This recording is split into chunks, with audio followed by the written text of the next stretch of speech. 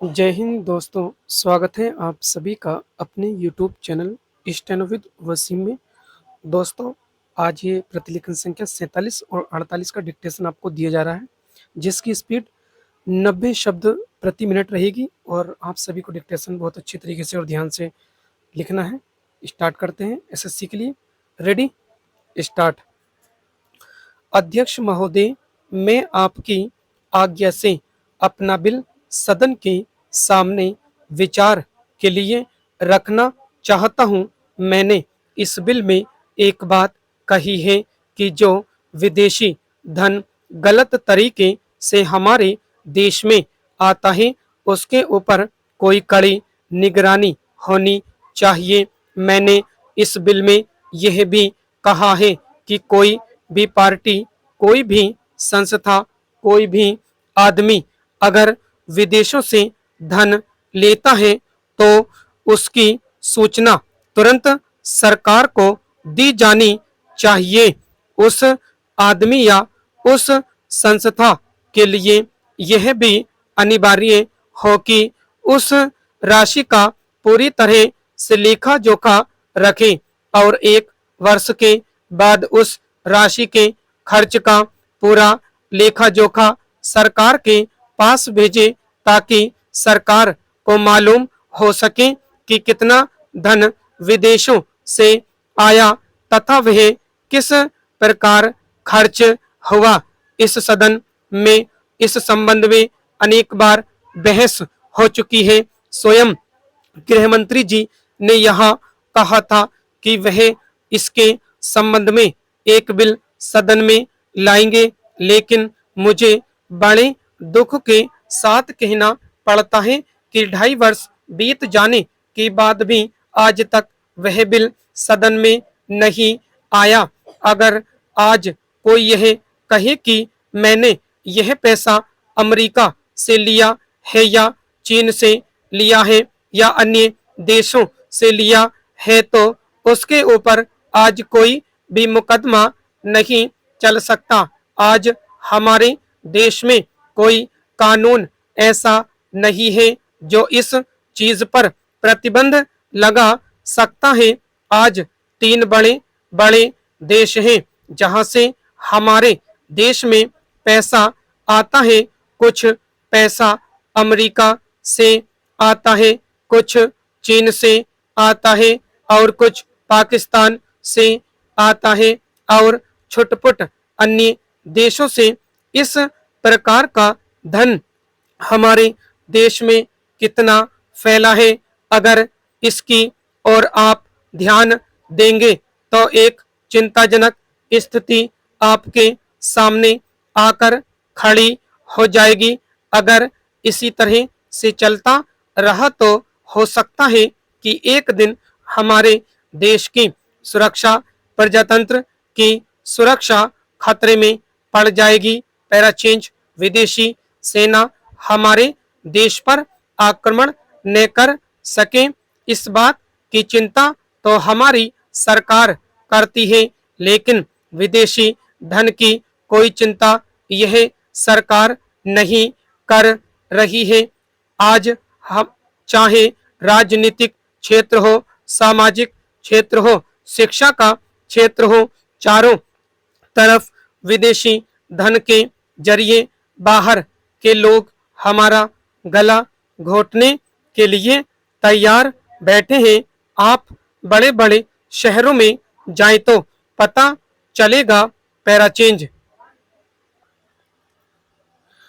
अध्यक्ष महोदय, पैसा देकर लोगों को जासूस बनाया जा रहा है। सीमा क्षेत्र में जाएं या पिछड़े क्षेत्रों में जाएं, चारों तरफ विदेशी पैसे के बल पर हमारे देश का साथ खिलवाड़ हो रहा है। इतना ही नहीं, विश्वविद्यालयों में जाएं तो वहां भी यही खेल खेला जा रहा है। गिरजाघरों में, मंदिरों में, मस्जिदों में विदेशी पैसे के बल पर अपना प्रभाव जमाने की कोशिश हो रही है। यह समस्या किसी एक पार्टी की नहीं है, यह राष्ट्र की समस्या है। आज सदन में वित्त मंत्रालय की मांगों पर बहस हो रही है। सरकार के हर विभाग का वित्त मंत्रालय से संबंध होता है। देश में जो प्रगति हुई है और हो रही है उसकी काफी चर्चा हुई है। जो प्रगति हुई है वह चारों ओर दिखाई पड़ रही है। कम से कम रेल विभाग में तो काफी प्रगति दिखाई पड़ रही है। रेलों में अब भीड़ भाड़ होती है। बिजली का भी काफी विकास हुआ है। लेकिन देहातों की तरफ हमारा जो दृष्टिकोण है उसे देखकर कुछ कष्ट होता है। अभी जो जनगणना हुई है उसको देखने से मालूम होता है कि शहरों की जनसंख्या अधिक बढ़ी है। आज देहातों से लोग शहरों की तरफ आ रहे हैं। हमारे राष्ट्रपिता ने कहा था कि लोग देहातों में बसें, देहातों के जीवन को पवित्र करें।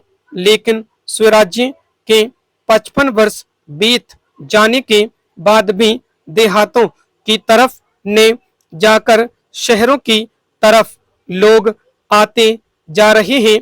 इस प्रश्न पर हमको कुछ गंभीरता से विचार करना होगा। आज देहातों में लोगों को सुख सुविधाएं मिलती जो आज शहरों में प्राप्त है तो लोग देहातों से शहरों की तरफ न दौड़ते बल्कि शहरों से देहातों की तरफ जाते।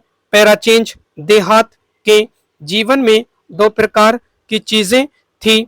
एक तो जमींदारी प्रथा थी और दूसरे वे लोग थे जो रुपए का लेन देन करते थे।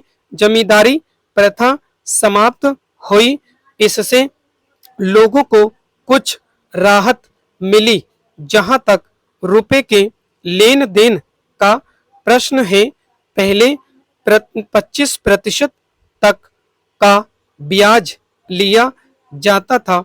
उसमें अब कुछ कमी अवश्य है, लेकिन कहीं कहीं तो अभी भी उतना ही ब्याज लिया जाता है जिससे कर्जा लेने वाला उनके चंगुल से नहीं निकल पाता। सरकार भी अब उचित दर पर कर्जा देने लगी है। इस वजह से कहीं कहीं पर साहूकारों के ब्याज की दर में कमी आई है। स्टॉप। दोस्तों, जो लोग चैनल पर नए आए हैं चैनल को सब्सक्राइब करें ताकि सभी तक नोटिफिकेशन पहुंच सके। आप मेरे Telegram group steno with Wasim search करके वहां जुड़ जाइए। वहां आपको बहुत महत्वपूर्ण शब्दों की आउटलाइन मिल जाएगी। आपको खंड 1 की 1 से लेकर 100 तक की आउटलाइन एक साथ मिल जाएगी। रामधारी खंड 2 की आउटलाइन 1 से लेकर 150 मीटर तक सारी आउटलाइन आपको मिल जाएंगी। और भी कुछ महत्वपूर्ण शब्दों की पीडीएफ ग्रुप में पढ़ी है। आप सर्च करें स्टेनो विद वसीम सर्च करें और ग्रुप में जुड़ें और वहां से शॉर्ट हैंड के लिए अच्छा लाभ ले सकते हैं। धन्यवाद दोस्तों।